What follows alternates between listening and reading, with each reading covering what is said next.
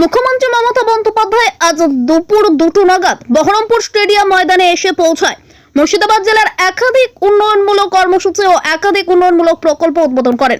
Tricycle বিতরণ, জমির পাট্টা বিতরণ, সবুজ সাথী সাইকেল বিতরণ এছাড়াও বিভিন্ন প্রকল্পের সুবিধা দেওয়া হয় এদিন বহরমপুর শহরে।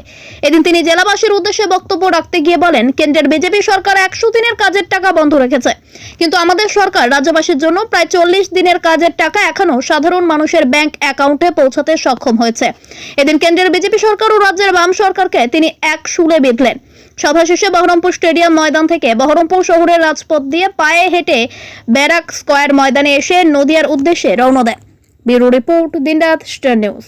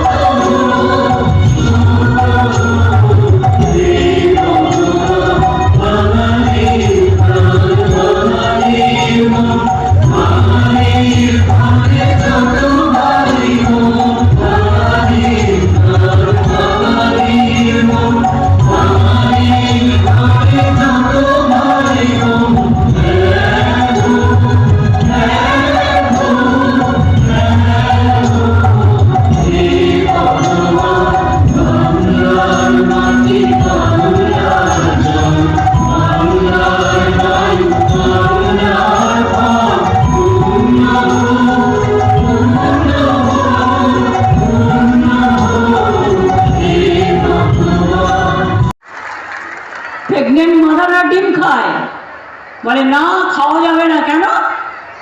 বিজেপির অর্ডার। আর সিপিএম বিজেপির 1 নম্বরের দালাল। দেখেননি 34 বছর এরা আজকে কংগ্রেসের সাথে আমাদের আন্ডারস্ট্যান্ডিং ভালো ছিল। যদি কেউ খারাপ করে থাকে তার নাম সিপিএম পার্টি। সিপিএম আজকে সবচেয়ে বড় দালাল হয়েছে ওদের। আমি তো 2টো সিট দিতে চেয়েছিলাম মালদায়, একটা এমএলএ নেই, বলে হবে না। আমি বললাম কটা চাই? 42। 42টাই হারবে আর বিজেপি জিতবে। আর বাংলা এসে তারা মস্তানি করবে, লুট করবে, মানুষকে খুন করবে, অত্যাচার করবে, তাড়াবে। আমি হতে দেব না। আমার ক্ষমতা আছে, হিম্মত আছে, আমি বিজেপিকে লড়তে পারি। একটা ঘটনা আমার কানে এসছে, যদিও তাদের সাথে পারিবারিক সম্পর্ক আমার আছে, পলিটিক্যাল সম্পর্ক নেই। আমি একদিন কংগ্রেস করতাম, কংগ্রেস থেকে আমাকে তাড়িয়ে দেওয়া হয়েছিল। আমি তৃণমূল কংগ্রেস তৈরি করেছিলাম বাংলায় মা মাটি মানুষের আশীর্বাদে। আমি ভাবলাম গেটার ইন্টারেস্টে সবাই কাজ করবে। আমি প্রস্তাব দিলাম প্রথম, তোমাদের একটাও এমএলএ নেই, ঠিক আছে, তোমার মালদার 2টো সিটে আমি 2টো সিট দিচ্ছি, আমি তোমায় জিতিয়ে দেবো। বললো না, হবে না, সঙ্গে সঙ্গে প্রত্যাখ্যান। আমরা ভাই নমস্কার, আমাকে আমার মতো করতে দাও, আমি সিপিএম এর সাথে চলতে পারবো না। ওরা আমার মাথায় মেরেছে, ওরা আমার পায়ে মেরেছে, ওরা আমার কোমরে মেরেছে, ওরা আমার চোখে মেরেছে, ওরা কত মানুষের জীবন কেড়েছে, ওরা কাটটা মসজিদ করেছে, ওরা কি করেনি, একটার পর একটা অত্যাচার করেছে। নিয়ামত হরিহর পাড়ায় গুলি চালিয়ে 8 জনকে হত্যা করেছিল কারা? আমি সেদিন এসেছিলাম, কেউ ছিল না সাথে। বহরমপুরে আপনাদের ভাগীরথী গঙ্গায় বাস পড়ে গিয়েছিল, আমি এসেছিলাম ছুটে। আপনাদের এখানে আরেকটা ইনসিডেন্ট হয়েছিল, আমি এসেছিলাম, সবাইকে চাকরিও দিয়েছিলাম, টাকাও দিয়েছিলাম। কাশ্মীরে কাজ করতে গিয়েছিল, 6 জন সংখ্যালঘু ভাই বোন মারা গিয়েছিল, তাদের এখানে নিয়ে এসে চাকরির টাকাও দিয়েছি, তাদের চাকরিও করে দিয়েছি। কোথায় করিনি? কোথায় করিনি? আজকে আপনারা জানেন লক্ষাধিক ছেলে মেয়েরা আজকে সংখ্যালঘু ডাক্তার হয়েছে, ইঞ্জিনিয়ার হয়েছে, WBCS হয়েছে, IAS হয়েছে, IPS হয়েছে, ইঞ্জিনিয়ার হয়েছে, আমাদের জেনারেল কাস্টের মতো তারাও এগিয়ে এসছে।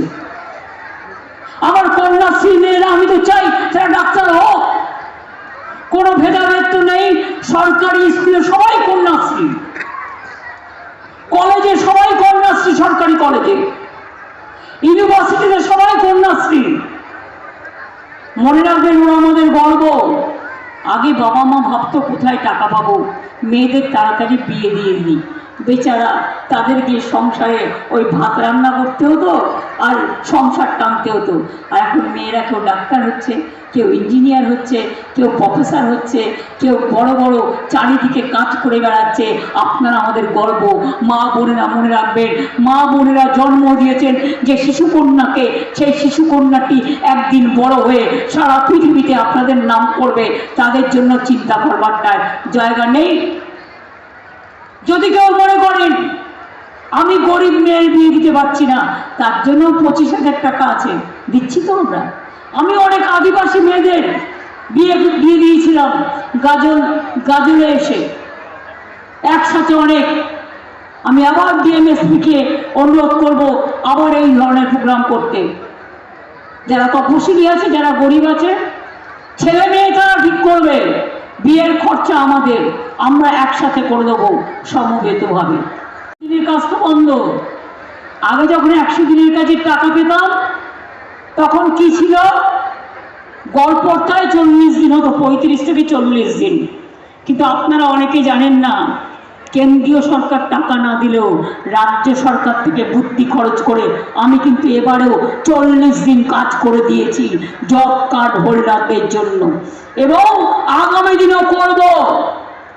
ভিক্ষে পাওয়ার দরকার নেই, সব রাজ্য টাকা পাবে, বাংলা পাবে না। কেননা বিজেপির কালারে আমাকে রং তৈরি করতে হবে, বিজেপির লোগো আমাকে লাগাতে হবে, বিজেপির নাম আমাকে লাগাতে হবে। আমি লাগাবো না বন্ধু, আমি মরতে রাজি আছি, কিন্তু আমি মাথা নত করে লড়তে রাজি নই। আমি মাথা নত করে মরতে জানি না, আমি মাথা নত করে মরতে রাজি নই। প্রয়োজন হলে আঁচল পেতে মানুষের কাছে দাঁড়াবো। মাগো, একটা টাকা দেবে, একটু চাল দেবে, আমি মামাটি মানুষের সংসারটা চালাবো। এত স্কিম, লক্ষ্মীর ভাণ্ডার, কন্যাশ্রী, বিধবা ভাতা, old age pension, Swasthyasathi, Khadyasathi, Samabyathi, Rupashree, Medhashree, কত স্কিম, হাজার হাজার কোটি টাকা লাগে এগুলো চালাতে। বলুন না, কোভিডের আগে বললো আমরা চাল দেবো, 5 মাস দিয়ে বন্ধ। আমরা কি চাল বন্ধ করেছি? ফ্রি রেশন পাচ্ছেন কি পাচ্ছেন না? আমরা বিধানসভা ইলেকশনে বলেছিলাম আমরা জিতলে বিনা পয়সায় চাল দেবো, দিই কি দিই না? হ্যাঁ কি না? আরে মায়েরা তো একটু জোরে বলবেন, আপনারাই তো সংসার চালান। চাল বিনা পয়সায় পান কি পান না? স্বাস্থ্যসাথী কার্ড পান কি পান না? লক্ষ্মীর ভান্ডার পান কি পান না? স্মার্ট কার্ড করে দেবো বলেছি, করেছি কি করিনি? কন্যাশ্রী পান কি পান না? শিক্ষাশ্রী পান কি পান না? ঐক্যশ্রী পান কি পান না? মেধাশ্রী পান কি পান না? এরকম অনেক প্রোগ্রাম আছে, চলছে এবং চলবে। আমি বিশ্বাস করি মুর্শিদাবাদ, মালদা, কৃষ্ণনগর এই ট্যুরিজম সার্কিট একদিন সারা বিশ্বের মন জয় করবে। আমরা সবাই এক, এটা আমাদের পরিচয়। মানুষকে নিরাপত্তা দেওয়ার কাজ আমাদের। আমরা থাকাকালীন কারো জীবনে কোনো দুর্ঘটনা ঘটবে না। দুর্ঘটনা ঘটলে গভর্নমেন্ট আপনাকে সাহায্য করবে। আপনাদের সামাজিক নিরাপত্তা, আপনাদের আর্থিক নিরাপত্তা, আপনাদের সাংসারিক নিরাপত্তা, আপনাদের পারিবারিক নিরাপত্তা মনে রাখবেন আমরা আছি, ছিলাম, থাকবো। আমি মিটিংয়ে আস্তে আস্তে হেলিকপ্টার একটা মেসেজ পেলাম, যে কংগ্রেসের একজন নেতা, রাহুলের নামটাই আমি বলে দিই, আমার থেকে ছোট, ওর গাড়িতে নাকি কে কাজ মেরেছে। পরে আমি খোঁজ নিলাম, কারণ আমরা তো সব পছন্দ করি না, আমরা করিও না। এসব করে ফর নাথিং নাটক করে কিলাম। পরে খোঁজ নিয়ে দেখলাম বাংলায় নয়, ওটা কাটিহারে কিষানগঞ্জে হয়েছে। গ্লাস ভাঙা অবস্থায় ওরা বাংলায় ঢুকেছে। কিন্তু আমি ঘটনার নিন্দা করি, কারো উপর আক্রমণ হলেই আমি নিন্দা করি। বিহারে সবে বিজেপি সিপিএম, বিজেপি আর নীতিশ এক হয়েছে, ওদের রাগ থাকতেই পারে। কিন্তু আমাদের এখানে যেন কোনো দুর্ঘটনা না ঘটে।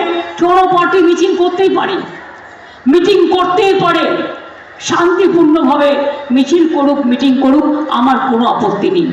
তবে একটা কথা মনে রাখবেন, আজকে কত তারিখ? 31 তারিখ। 2 তারিখ থেকে পরীক্ষা শুরু হচ্ছে মাধ্যমিক, তারপরে উচ্চ মাধ্যমিক, মাদ্রাসা, হাই মাদ্রাসা, আলিম, ফাজিল, আইসিএসসি, সিবিএসসি। তাই কোর্টের ভার্ডিক্ট অনুযায়ী এবং পলিউশন কন্ট্রোল বোর্ডের আইন অনুযায়ী রাস্তায় মাইক্রোফোন ব্যবহার করা যাবে না।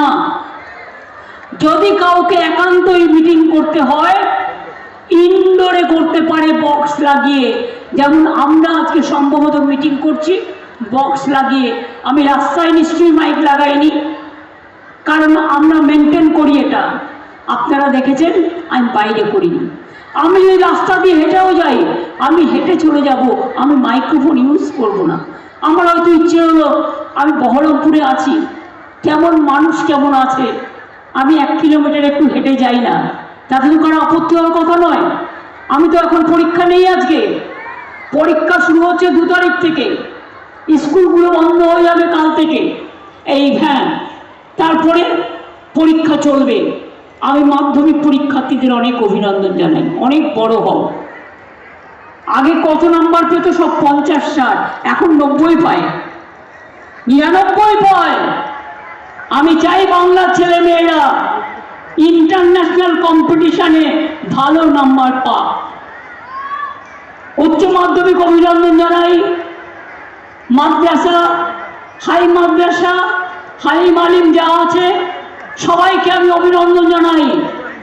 ICSE student and CBSE students, my all the congratulations to you and your teachers and your family also. আমি মনে করি সবাই ভালো থাকুন, সুন্দর থাকুন। পরীক্ষা কদিন? পরীক্ষা চলাকালীন আমরা কাউকে ডিস্টার্ব করব না। তাই 6-7 তারিখে আমার বাঁকুড়া এবং পুরুলিয়ার প্রোগ্রাম ছিল, আমি বাতিল করলাম এবং জেস্টার হিসেবে। এবং আগামীকাল আমি শান্তিপুর স্টেডিয়াম হয়ে চলে যাব, আমার রাস্তায় প্রোগ্রাম থাকবে না। আর বলি যে এছাড়াও আমার যদি কোনোদিন, আমি আম্বেদকর মূর্তির সামনে বসবো, কারণ ওখানে একটাও স্কুল নেই, ওখানে একটাও স্কুল নেই। আর যেহেতু আম্বেদকরের কনস্টিটিউশন নিয়ে ওরা অনেক বাজে কাজ করেছে, সবাই দেখেছেন, আপনারা দুহাত ভরে আমাদের দিয়েছেন, তাই আমরাও দুহাত ভরে আপনাদের দিচ্ছি। একটা বড় কাজ করেছি, পরিযায়ী ভূমিক এখানে তৈরি হচ্ছে।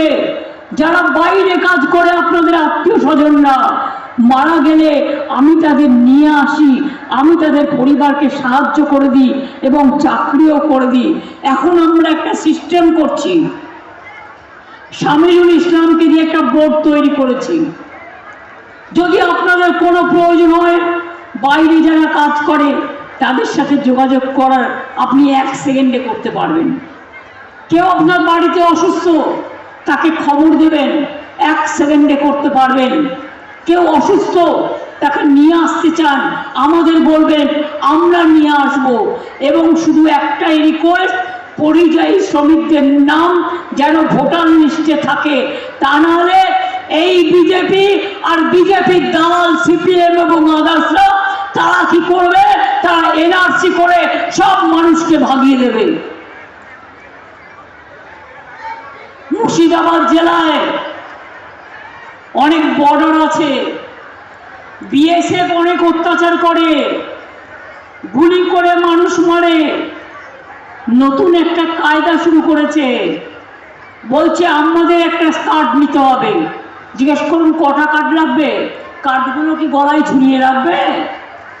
আধার কার্ড আছে, প্যান কার্ড আছে, রেশন কার্ড আছে, স্মার্ট কার্ড আছে, 100 দিনের কার্ড আছে, কন্যাশ্রীর কার্ড আছে, 21শ্রীর কার্ড আছে, শিক্ষাশ্রীর কার্ড আছে, সংখ্যালঘুর কার্ড আছে, জয় জোহারের কার্ড আছে, কিষানদের কার্ড আছে, মজদুরদের কার্ড আছে, আশাদের কার্ড আছে, সব আইসিডিএসদের কার্ড আছে, সেলফ হেল্প গ্রুপের কার্ড আছে।